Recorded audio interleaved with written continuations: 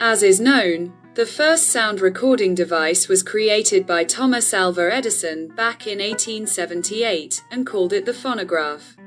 This revolutionary device at that time became a miracle of technology and recorded and reproduced voice and music on cylindrical wax cylinders. Everything was wonderful.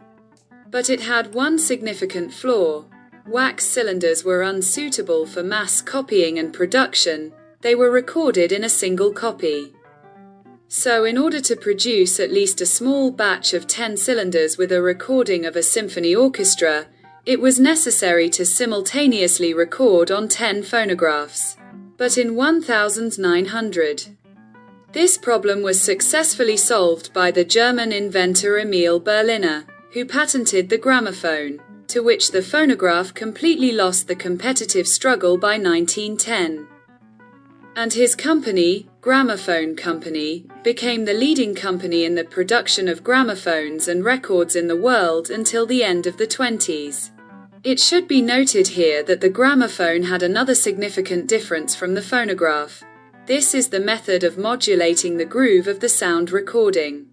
Unlike the phonograph with its depth modulation, Berliner gramophones used transverse modulation, in which the gramophone wore out much less under the weight of the tony-arm head.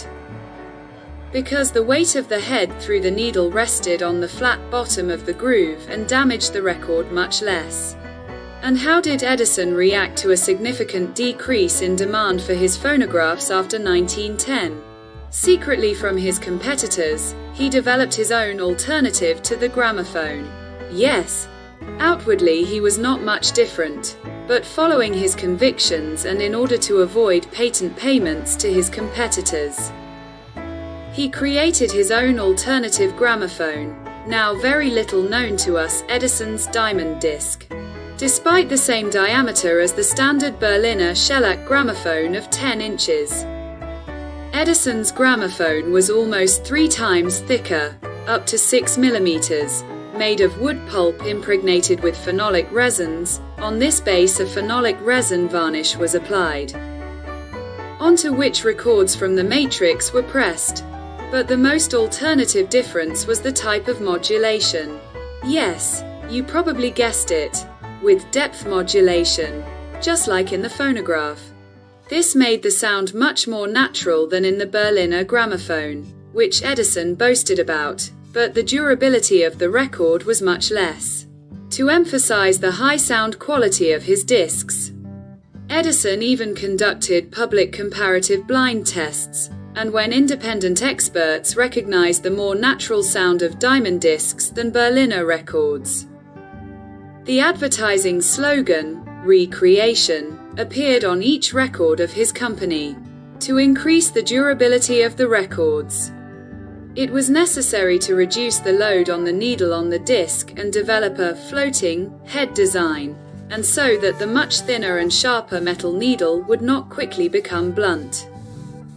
It had to be made with diamond coating, and this was in 1912. Despite the use of cheap materials for Edison discs, the cost of their production turned out to be higher due to a significantly larger number of technological processes during their replication. And the mechanism of Edison's gramophone turned out to be much more complex, more precise, and, as a result, more expensive to manufacture. All these factors forced Edison to sell his records and gramophones 20 to 30% more expensive than similar products of his competitors, and the net income was much lower. In addition, Edison was also heavily criticized for the poor repertoire of performers and styles of music that his company offered to music lovers. Despite all these shortcomings, the Edison gramophone system managed to conquer up to a quarter of the North American gramophone market at the peak of its development and sales in 1918-21. But after a few years, the volume of discs sold again fell sharply, first after the rapid development of radio broadcasting in the United States, and from 1927 after the appearance of electronically recorded records, which nullified the advantage of diamond discs in sound quality. And in 1929, a few days before the stock market crash in the US. The company ceased to exist. Here it is necessary to say a few words about another gramophone recording system that existed from 1906 to 1932, the French system of the Pathé brothers, which also used depth modulation, not transverse modulation, and on gramophones of this system, although with some caveats, it was also possible to play Edison's Diamond Discs in Canada and the USA. Several companies produced universal gramophones that allowed playing all three types of gramophones existing at the beginning of the 20s, and the Brunswick 200 is one of such models. True. This was achieved by some compromises in sound quality and needle loading on the gramophone track, but provided that the branded Edison needle with diamond coating was used, this was quite acceptable.